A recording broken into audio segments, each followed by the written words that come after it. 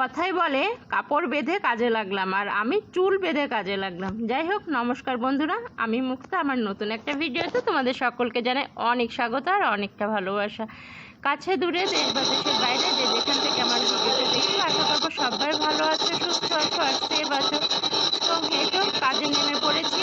আর দেখতেই পাচ্ছ সকাল থেকে ভিডিওটা কিন্তু শুরু করিনি, বেশ বেলার দিকে মেয়ে স্কুল চলে গেছে। আর গতকালকের ভিডিওটা তো কফি খেতে খেতেই শেষ করেছিলাম, তারপরে শুরু করলাম এই ভিডিওটা। আর কি মনে কোনো জোর পাচ্ছিলাম না ভিডিওটা শুরু করব। তো ভাবলাম এভাবে যদি বসে থাকি তো দিনটাও শেষ হয়ে যাবে, কাজগুলো কাজের মতোই চলে যাবে, সব কিছুই হয়ে যাবে, কিন্তু ফাঁকা পড়ে থাকবে আমার কাজের জায়গাটা, মানে যেটা কিনা আমার নিজস্ব একটা সত্তা, যেখানে আমি মন খুলে কথা বলতে পারি। যাবে যে কোনো কারো কাছে মনের কথা বলতে চাইলে, যে কোনো কারো কাছে, কি বাড়ি থেকে তো খুব একটা বার হই না, তোমার দাদা ভাইয়ের কাছে বলতে গেলে বলবে ঘ্যান ঘ্যান করছো কেন, এসব কথা সে নানান খানান ইয়ে করবে, মেয়ের কাছেও বলতে গেলে মন ইয়ে করবে না। তো সেজন্য আমার একান্ত মন খুলে কথা বলার জায়গা এই ক্যামেরা। এই ক্যামেরাতে আমি সব সময় মন খুলে কথা বলতে পারি।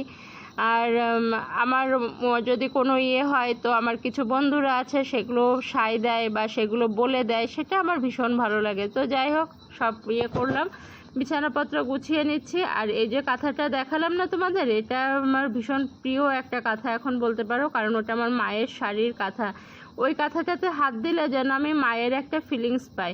তো গতকাল রাতে তোমার দাদা ভাইয়ের এসেছিলো জ্বর, তো সেজন্য অনেকগুলো কাঁথা কম্বল বের করে তাকে ঢাকা চাপা দিতে হয়েছিল। আর এই যে প্যান্টটা না, এটা এর মাঝে আমি অনলাইন থেকে নিয়েছি, কিন্তু তোমাদের সঙ্গে তখন আর শেয়ার করা হয়নি। ওই যে এখানে মেলা চলছিল না, 25শে বৈশাখের যে মেলা, ওই মেলার মধ্যেই প্যান্টটা এসেছিলো। যখনই এসেছে দুপুর টাইমে এলো, ডেলিভারি দিয়ে গেল, তারপরে মেয়ে বলছে এটা পরেই চলো মা, আজকে মেলায় চলো। তো তখনই প্যান্টটা পরে নিয়েছিলাম, ভীষণ আর কি ভালো কাপড়টা, বেশ সফটও আছে, আর পরে খুব আরাম আর কি, গরমের কোনো ব্যাপার নেই। জিন্স পরলে পরে যেমন গরমের একটু ইয়ে হয়, তো এই প্যান্টটাতে পরে আমার ভীষণ আরাম লাগে। তো গতকাল বেরিয়েছিলাম, সেজন্য পরে গেছিলাম, তো আজকে তোমাদের সঙ্গে একটুখানি শেয়ার করলাম।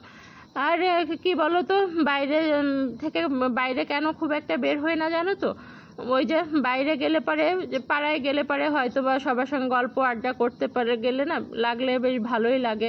কিন্তু কি হয় জানো তো, যখন কি মানুষ দেখবে যে তোমার মনের মধ্যে যে কষ্টটা আছে বা যে দিকটা দিয়ে তুমি দুর্বল, সেইখানটায় খোঁচা দিয়ে কথা বলে, সেটা তাদের আর কি জানা সত্ত্বেই হোক আর অজান্তেই হোক।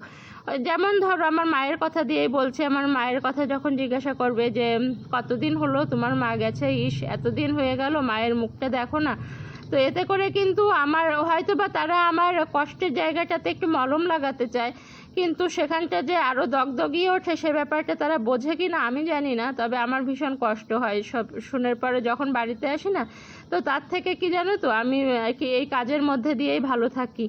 তো ইউটিউব আমার অনেকটা ভালো থাকার জায়গা বলতে পারো, কারণ যে মুহূর্তটাতে কি ইয়ে হয়েছিল, কি পুরোদমে করোনা, তখন তার কিছুদিন আগেই মা ভাই দেশ ছেড়ে চলে গেছে, তো ভীষণ একটা কষ্টের জায়গায় নিজেকে একদম চুপচাপ হয়ে গেছিলাম, কারোর সাথে কথা বলতে ইচ্ছা করতো না, মনের মধ্যে খুব একটা কষ্ট হতো। তখন এটুকু অন্তত বুঝে গেছিলাম যে আর যাই হোক, আমার নিজেকে উঠে দাঁড়াতে হবে, নিজেকে সুস্থ থাকতে হবে। তো এই ভিডিও দেখতে দেখতেই আমি বেশ আর কি ভালো থাকি বলতে পারো। ব্লগ ভিডিও দেখতাম, যে বিভিন্ন মেকআপ ভিডিও দেখতাম, রান্নার ভিডিও দেখতাম, এগুলো দেখে দেখে না নিজের কষ্টটা ভুলে থাকার চেষ্টা করতাম।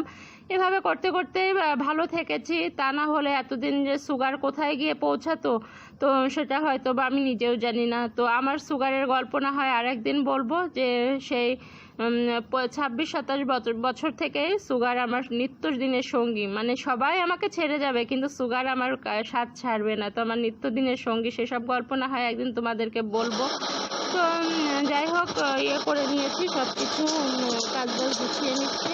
আর বিছানাটা না আগে গোছানো হয়নি, কারণ কি বলতো, ওই যে মেয়ে দেখতে ওঠে, তো তারপরে মেয়ে উঠে বালিশ এনে গেছিলো ঠিকই, কিন্তু তারপরে ওই যে কফি খাচ্ছিলাম, খেতে খেতে ভাবলাম থাক পরে যে বিছানা করবো। আর এই যে কাজগুলো করছি না, কাজগুলো করতে করতে কিন্তু সব ইয়েগুলোও করে নিচ্ছি, মানে এর মধ্যে রান্নাটাও করে নিয়েছি। যদি আবার রান্নার খুব একটা আমার আজকে নেই, মানে চাপ আমার নেই, কারণ ওই যে পুঁই শাক চচ্চড়ি, সেটা না আমার আগে থেকে করা রয়েছে ফ্রিজে।